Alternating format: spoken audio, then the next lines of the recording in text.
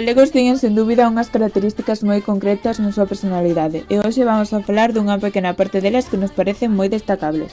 Os galegos somos, sen dúbida alguna, moi indecisos. Como proba disto, temos que o noso léxico, unha das palabras máis usadas é depende, o que di moito da nosa indecisión ante calquer tipo de dúbidas. Algúns atribúen este comportamento á nosa inseguridade frente a grupos culturais con máis prestixio na península. Pero depende do punto de vista. Eu non sei. É ben complicado achar un pobo con tantos insultos e maldicións como ten o galego. Segundo a Real Academia Galega, máis de 334 palabras do noso idioma son insultos. Nin sequera fai falla revisar o dicionario para saber iso, pois palabras como pailán, marrán, zalapastrán escoitanse en todo momento, tanto no campo como na rúa.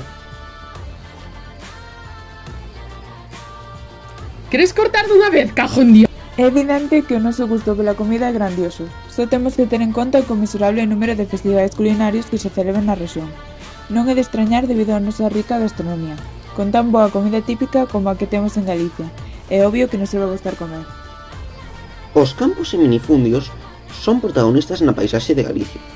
Se ben é certo que existen cidades galegas moi importantes e que foron focos culturais, actualmente o espírito galego deixou o mundo urbano e quedou principalmente só no rural.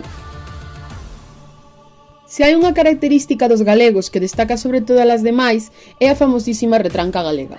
A retranca é o feito de dicir algo que en primeira instancia non parece malo, pero con intencións ocultas de burla e escarnio. A diferencia de outro tipo de mofas, a retranca caracterízase polo difícil de detectar que é cando se di. Despois de falar sobre todos estes puntos destacables dos galegos, é evidente que o galego non só é un idioma, senón que tamén ten detrás unha cultura e uns falantes cunha personalidade moi característica.